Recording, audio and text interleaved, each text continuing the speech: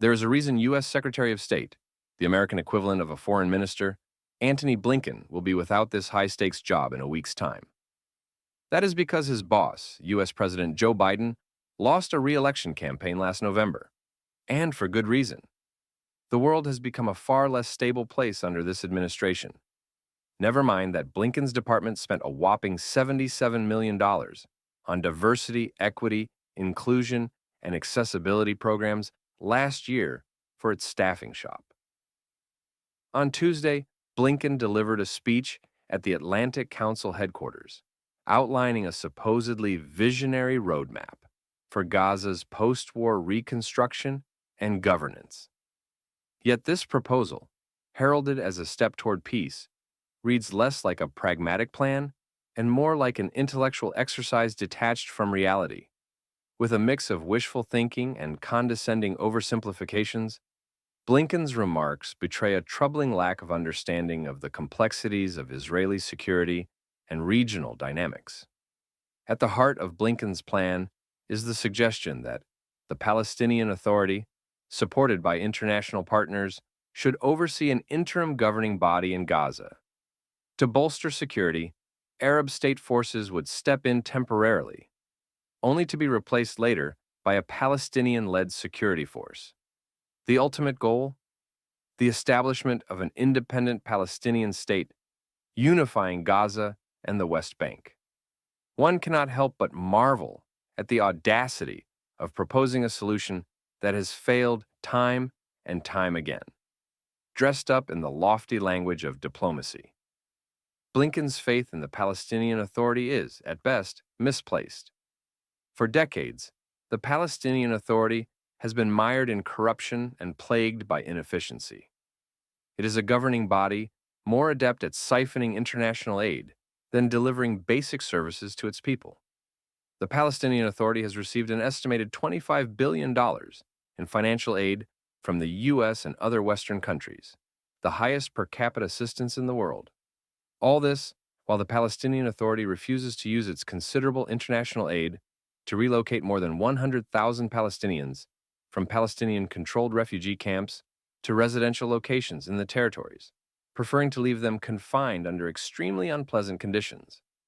At the same time, Tariq Abbas, son of the current Palestinian Authority president, is a multi-millionaire who owns villas in Jordan, Lebanon, and London. His older brother, Yasser, named after Arafat, has made a fortune from his monopoly sale of U.S.-made cigarettes in Judea and Samaria, also known as the West Bank. Leaked records from a Panamanian law firm show that Palestinian Authority President Mahmoud Abbas and his two sons used power and influence to control the two major Palestinian economic boards and built a West Bank economic empire worth more than $300 million. Mahmoud Abbas's authoritarian rule, he's now in the 19th year of a 4-year term, has allowed his family's consortium to dominate the West Bank's commerce and labor markets, including owning shopping centers, media, and insurance companies, while distributing food, cigarettes, cosmetics, and other consumer items. Jared Kushner, the son-in-law of Donald Trump, and one of the president-elect's senior advisors during his first term in the White House, recently told a story about Mahmoud Abbas, saying that Kushner and his team would meet with Israeli Prime Minister Benjamin Netanyahu, who runs a military superpower and an economic superpower, but would take a commercial El Al flight to Washington, D.C. On the other hand, Abbas would come visit them in Washington, and he obviously represents a refugee group, yet he would fly in a $60 million Boeing private business jet, Kushner said. I'd meet with him and we'd be sitting around and he'd put a cigarette into his mouth and somebody would come over to light the cigarette for him. I'd be like, am I meeting with the head of a refugee group or am I meeting with a king? According to Aaron Menenberg, executive director of the Public Interest Fellowship, many of the Palestinian Authority's supporters tend to look for ways to explain away their problems. They have composed a popular narrative in which, despite the Palestinian Authority's corruption, or perhaps regardless of it, the Palestinians' problems are primarily Israel's fault, wrote Menenberg. Economic and political development in the Palestinian territories, it is claimed, can only move forward if Israel withdraws from the West Bank, voids its security requirements for border movement, and allows the free flow of people and goods. If you think that's the butt of the joke, get this. Between 2002 and 2004, Israel began building a security barrier, separating it from the West Bank to prevent repeated Palestinian terrorism. Publicly, the Palestinian Authority called this the apartheid wall. But while the barrier was being denounced, it was being built with Palestinian cement, corruptly diverted by Palestinian Authority officials. Some 20,000 tons of cement, imported from Egypt for building Palestinian homes and buildings in Gaza, had been resold at huge profits to the Israelis for use in constructing separation barriers and settlements throughout the West Bank, suggesting that the Palestinian Authority could suddenly transform into a competent administrator for Gaza, a territory riddled with the scars of war and entrenched extremism, is not only naive, but also deeply cynical. It is as if Blinken is playing the geopolitical equivalent of handing the keys to a sinking ship to a captain known for running aground. Equally perplexing is the notion of introducing Arab state forces into Gaza. Such an idea disregards the delicate balance of power in the region and the deeply ingrained mistrust among stakeholders. These forces would ostensibly serve as a stabilizing presence, but their very presence could ignite tensions and provoke resistance from local factions. Moreover, how does Blinken imagine Israel would react to the insertion of foreign troops into a neighboring territory? The history of the Middle East is littered with the wreckage of such interventions, yet Blinken seems oblivious to these lessons.